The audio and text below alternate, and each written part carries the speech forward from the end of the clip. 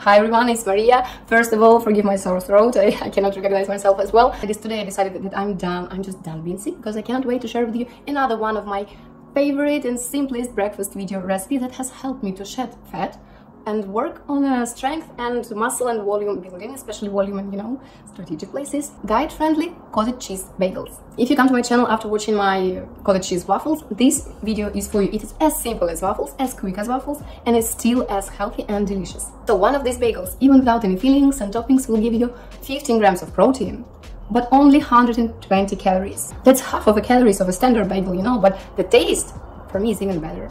If you add all the delicious fillings and toppings that I will show you at the end of this video with my serving option of this bagel as a breakfast for myself, you will have a breakfast under 500 calories that give you 60 grams of protein, like 3/4 of your recommended daily calcium intake as well. The combo of protein and calcium from the bagel itself and the fiber that comes from the filling that I will show you at the end of this video is just what you need, not only for, delicious, nutritious breakfast or snack. It's also very good for your health, for your body, and for pleasure, because it really tastes amazing and delicious. Let's start cooking. Okay, let's start with the cottage cheese. Firstly, you need to check the texture of your cottage cheese. The one that I have here is very moist, very creamy, almost liquidy.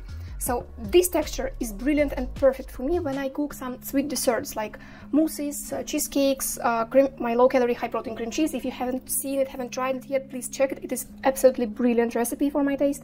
But for today's recipe, for our perfect bagels, we need to have the least moist in our cottage cheese we can.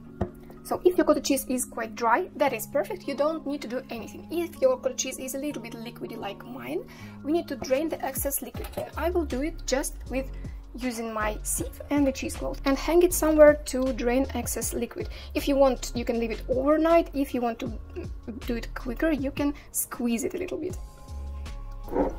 If your cottage cheese is dry, just skip this step. Okay, now let's mix all the dry ingredients. I will have 80 grams of flour. You can use any type of flour you like, gluten-free, the one with gluten. I prefer the flour with gluten. I don't have any intolerance, so lucky me. And I like the taste of just, any regular flour. So feel free to use it. You can use the oat flour, the rice flour, nut flour, anything you like. Just keep in mind that it will surely affect the calories of your bagels, because, the nut flour, the rice flour has much more calories than just this regular flour. But for this recipe I found how to, cut the amount of flour we use compared to regular bagels, so it will still be quite diet version of the bagels. And now let's add some salt. This is another important step when you need to dry your cottage cheese, because cottage cheese is very different and it varies in different countries. So the one that I have here is absolutely unsalty, but it is very sour. So to balance this sourness, I will add 1 gram of salt. If your cottage cheese is salty, I know that in many countries the cottage cheese is very dry and salty, but absolutely not sour. That is perfect. You don't need to add any of salt here. But I will add a little bit of salt. Let's add half a teaspoon of baking powder. Keep in mind that if you use the flour that has no gluten, like nut flour, rice flour, oatmeal flour, you need to add more baking powder. So keep that in mind. If you're using gluten-free flour, I think you should add at least 1 whole teaspoon of baking powder. Also, if you're using regular flour, please check the ingredient list inside your flour, because sometimes they add some thickening agent into your flour, sometimes they add some rising agent into your flour, and it's called something like self-rising flour. This, to me, it's not flour at all. It's some baking mix, like pancake protein, pancake mix, etc. I don't like such things because I prefer my ingredients to be very plain and neutral, so I know how they behave, how they act in any of my recipes. Okay, that is it for the dry ingredients. Now let's add eggs. For this recipe, we are gonna need 2 whole eggs. The one we will break just in our flour mix, and the second egg we're gonna divide into yolk and white. So the egg white we'll place into our egg and flour mix, and the yolk I will place in a small separate bowl. Now let's mix everything. We don't need to use any mixer or blender for that. We don't need any air from our whites. We just need to mix it in.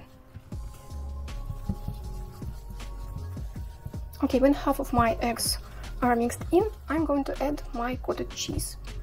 Let's check. Yes, to me this is very good texture. You can see it is still very moist, so our bagels won't be like super dry, but it doesn't, when I squeeze it, it doesn't have any liquid on my hands. So to me this is perfect.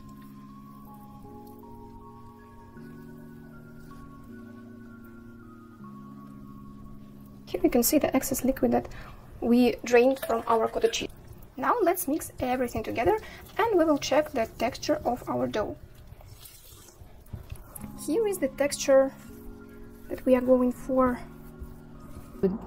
And now let's take a quick break to have a word from our sponsor, me. I just wanted to tell how grateful I am for all of my new subscribers, for texting me your comments. I do read all of them and it makes me really happy. And if you want to see more macro-friendly, low-calorie, high-protein, high-fiber recipes that really taste great, I promise you, I invent all of my recipes, or I rework some popular recipes to make them not only like healthy, because healthy food quite often tastes not very tasty, not that delicious and excitement. I work on all of my recipes, so you will not tell that it is low calorie or it is like healthy meal, but it is. And if you want to see more such recipes, please subscribe, give me a like and text some comment, because that will show YouTube algorithm that this content is worth watching, and it will help me a lot as a new content creator to grow on YouTube. And if you want me to post a bit more frequently, you can wish me to be healthy and to be well in the comments under this video, because I've been sick for 2 months and I really do tired of being sick. So I cannot wait to see you next week with my next great video. And now let's return to the bagels. So to be able to easily form your bagels without them sticking to your hands, sticking to your spoon, you're gonna need a glass of water where you dip your spoon and your fingers while forming the bagels. And I will try to form the bagels without piping back, and we will see what we get.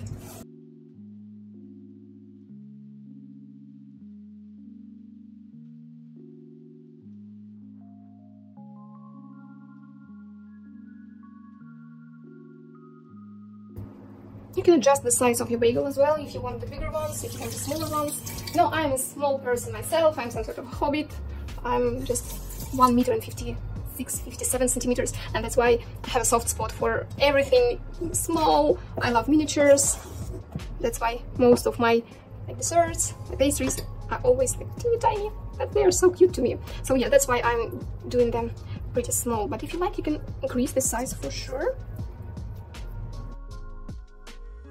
Okay, now it is time for decorations. Let's cover the top of our bagels in yolk, so it can be very blushy, flushy, golden and beautiful. Add as much as you like. You can skip them for sure. I believe 5 grams of seeds would be enough for me. But if you want to be super precise in counting calories, weight the amount of seeds you're going to use before decorating, and then weight them when you finish it, and then you can calculate everything more precise. When you look at the seeds, you can think, oh, it's just nothing, it's just here, a little bit there. But when you're counting everything, you will see that for the whole batch of our bagels, this amount of seeds costs us something like 60 calories. But for me it's okay. It's like 10 extra calories per one bagel. But they look nice, they taste delicious, why not? They're also very nice in terms of macronutrients, micronutrients. They have fibers, antioxidants, have good fats, so why not add them? Okay, now I'm ready to reveal this perfection to you. Look at them! Look how beautiful they are! So tasty and yummy! Okay, now let me show you my favorite option for serving these bagels. It is inspired of Italian sandwiches. I place some arugula. Look how beautiful it is. By the way, those bagels are very meal prep friendly, so you can easily store them in a tightly closed container and they will last for 2 or 3 days, so I always prep a little bit ahead. Okay, so instead of traditional butter, I will add a little bit of Greek yogurt.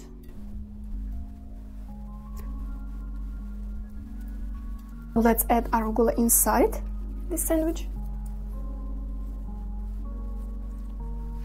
Now I will add some cherry tomatoes, little bit of low-fat mozzarella cheese,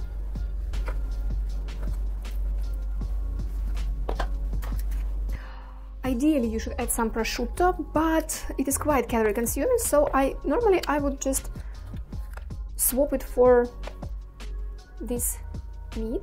It is a smoked meat, but it has lesser fat than prosciutto, and that is why it has more protein in it, which is also good. Okay, I normally add 4 slices.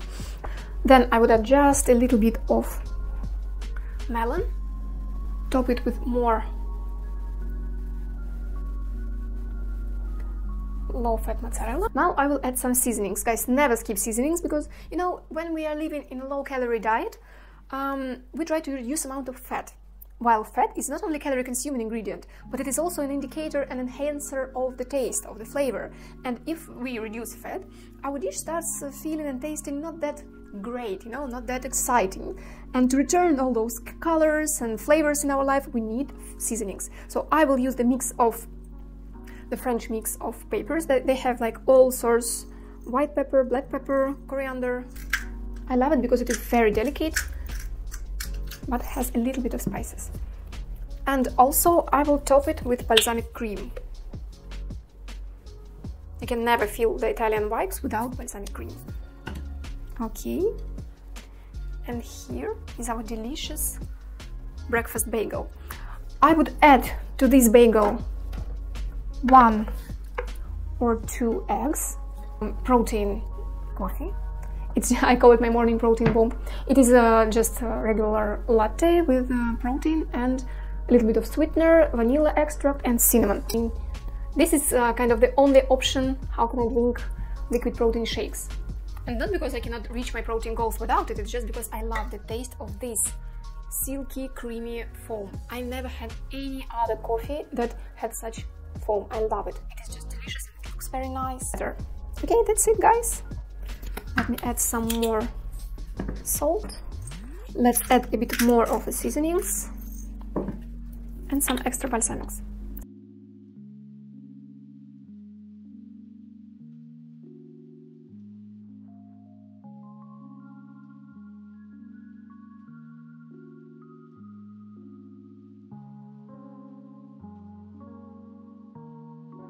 That's it, guys. I hope you will love this recipe as much as I do. Please don't forget to hit the like and subscribe button. Please leave me a comment. I do love to read all of your words, the good ones, the bad ones. It makes me very happy to hear back from you. And stay tuned because we have a lot more recipes on the go. See you!